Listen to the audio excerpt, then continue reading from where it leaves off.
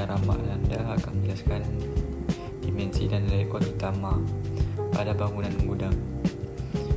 Pada bangunan gudang ini memiliki dimensi total 18 meter x 42 meter dengan jarak modul struktur antar kolom atau grid dibuat sangat konsisten, yaitu 6 meter baik memanjang maupun melebar, dengan jumlah itu total 32 buah kolom utama yang disusun dalam 4 baris dan 8 kolom per baris. Di sini ada sistem struktur atap.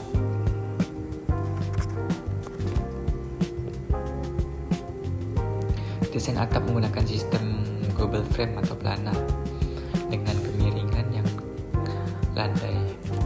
Terus ada rangka utamanya, yaitu rafter menggunakan balok miring yang didukung oleh kolom tengah agar menciptakan bentang bebas yang luas. Gording yang terletak di atas rafter dengan jarak tiang gording sekitar 1,2 meter dengan fungsi sebagai dudukan langsung material penutup atap. Titik tertinggi atap yaitu red J terletak pada elevasi di atas 7 meter dari permukaan lantai. Tritisan atau overhang memiliki panjang 1,5 meter pada sisi samping untuk melindungi dinding dari air hujan. Yang terakhir ada sistem struktur bawah, yaitu berdasarkan gambar potongan A. Yaitu pertama, gudang ini menggunakan pondasi tapak atau footing beton bertulang yang diletakkan di bawah setiap kolom utama. Terus ada lantai bangunan ditinggikan 0,4 meter atau 40 cm dari permukaan tanah untuk mencegah masuknya air permukaan atau banjir lokal yang mungkin terjadi. Terus terdapat balok pengikat slope yang menghubungkan antar pondasi agar beban menjadi rata dan kekakuan struktur bawah terjaga. Baik, saya akan menjelaskan di isometri struktur.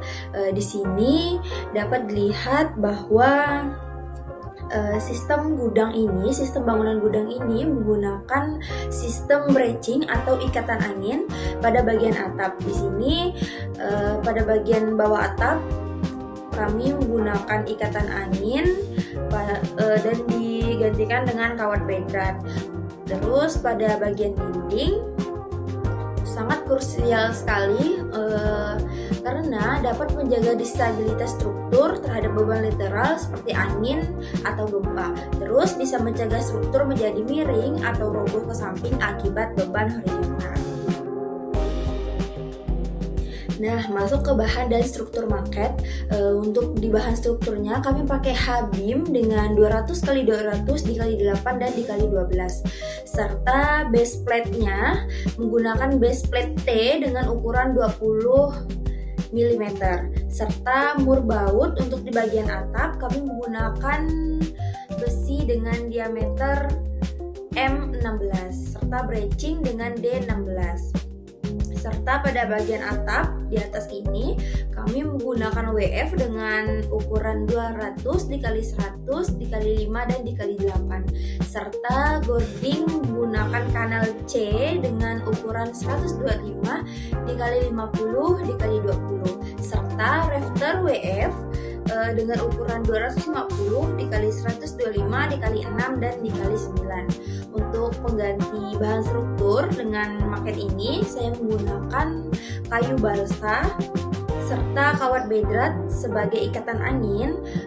Untuk pada bagian ini penempelnya kami menggunakan lem tembak, paku serta lem besi.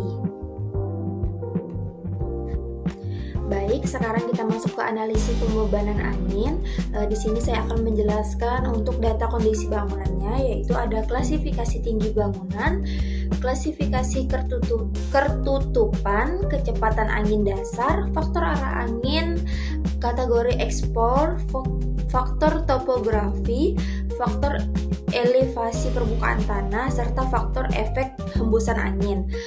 Untuk pada kecepatan angin kami dapat di hasil perhitungan analisisnya dapat dengan jumlah 40 ms, dan untuk faktor angin, arah anginnya kami mendapatkan KD dengan 0,85. Serta untuk kategori ekspor anginnya kami mendapatkan jumlah B, serta faktor topografi anginnya kami mendapatkan nilai 100. Dengan evaluasi permukaan tanahnya sama, kami mendapatkan 100, serta faktor efek hembusan angin kami mendapatkan 0,85. Nah, untuk masuk ke data dimensi, untuk tinggi ujung atap kami di analisis pembebanan angin kami mendapatkan 12.892 meter, serta tinggi dindingnya yaitu 9.412 meter.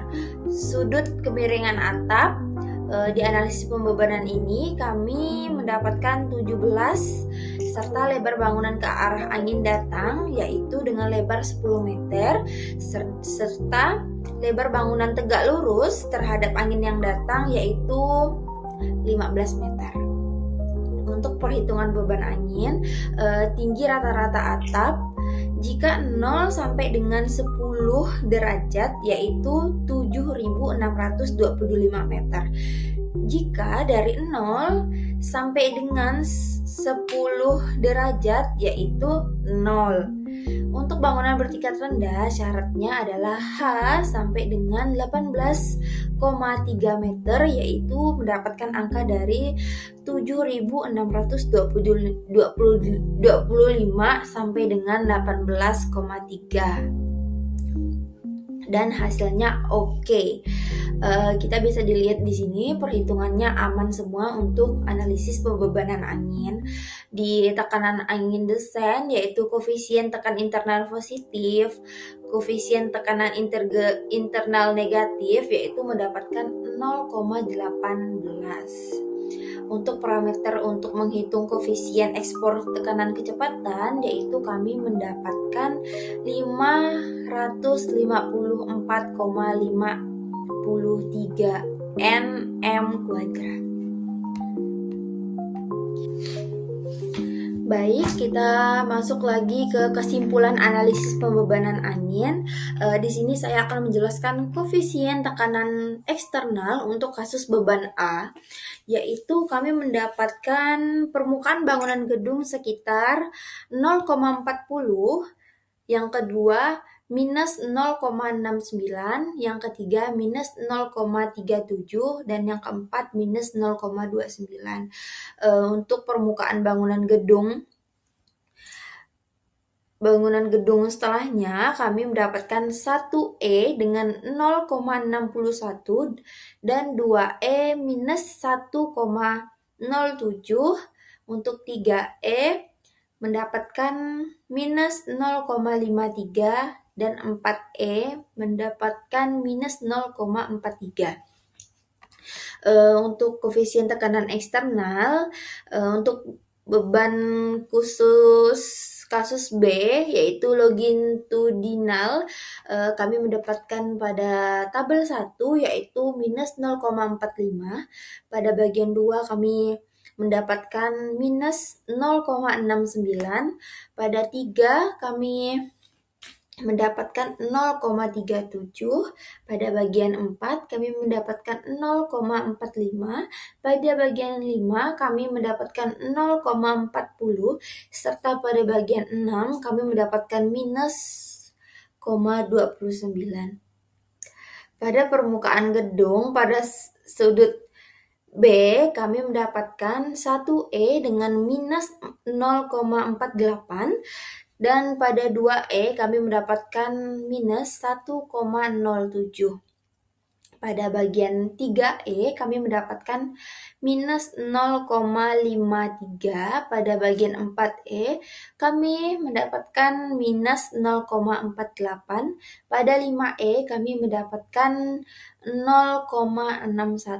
Serta pada bagian 6E kami mendapatkan minus 0,43.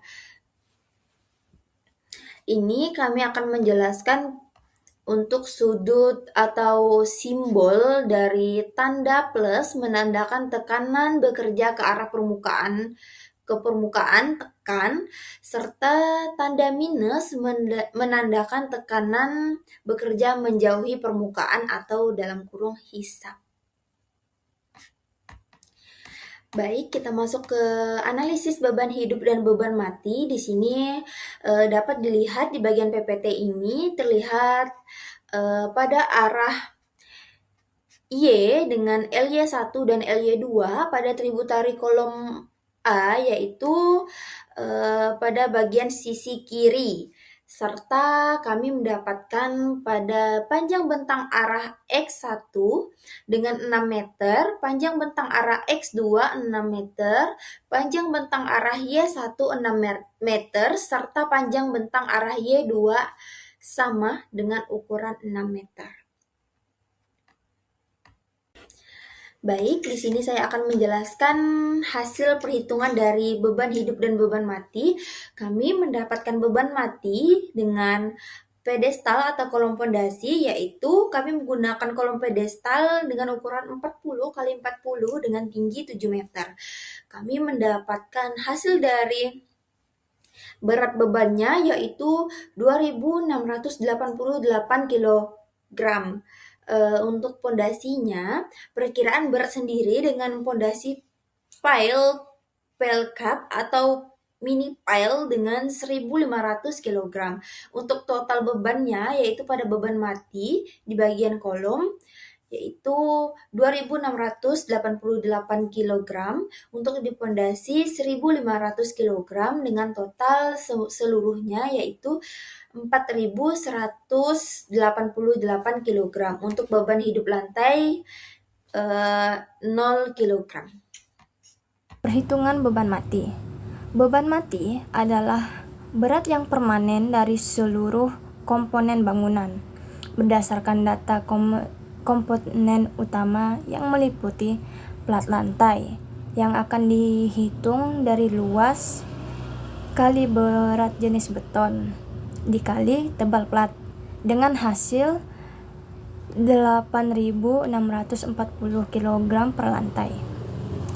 Beban atap menggunakan kombinasi rangka baja dan genteng metal dengan total 35 kg per kubik.